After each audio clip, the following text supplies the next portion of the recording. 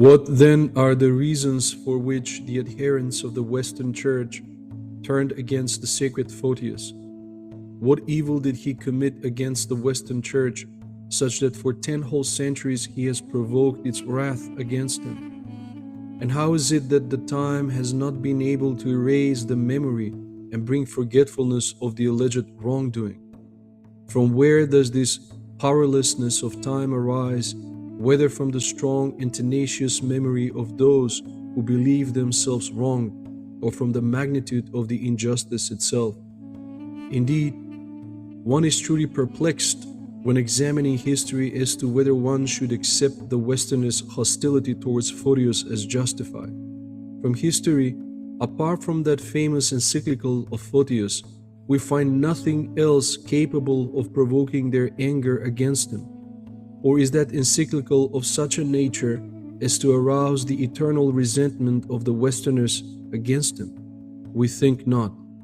For after it, relations between the churches were restored, first under Ignatius, when a synod ratified the relations of the two churches, deposing Photios, and later under Photios himself, when relations became even more cordial. The Eighth Ecumenical Synod acquitted Photios and recognized him as the lawful and canonical Patriarch of Constantinople, and the principal part of his original protest against the innovations of the Western Church, through which the entire Church chiefly proclaimed the justice of Photios' cause. Pope John, moreover, recognized both him and the decisions of the Synod and the Synod itself. Photios gained nothing for himself personally.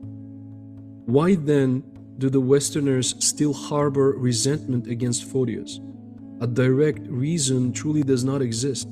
Yes, but there does exist an indirect reason of the greatest importance: the consequences of the encyclical and the decisions of the Eighth Ecumenical Synod.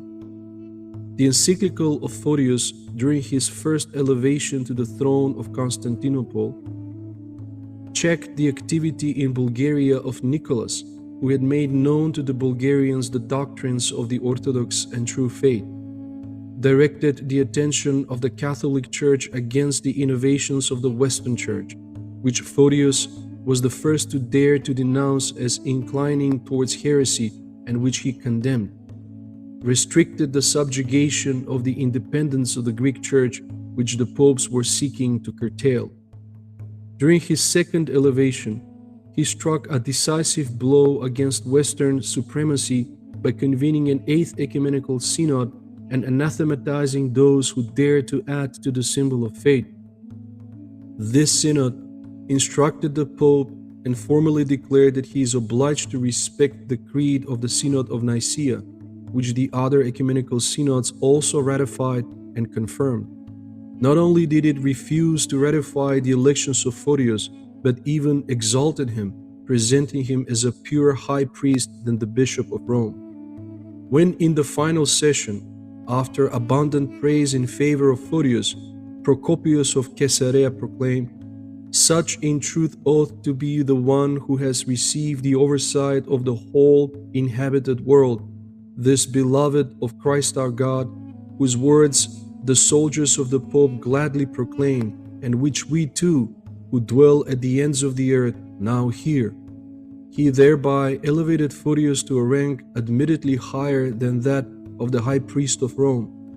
And in the fourth session, the papal legate officially acknowledged Photios as superior to others of the same rank, since, after the synod, he proclaimed that God dwells within him, as no one could deny. The papal representatives added verbatim the following: "The light of God and his inspirations have accomplished this, for in the pure soul of the high priest patriarch it shines forth throughout the whole creation.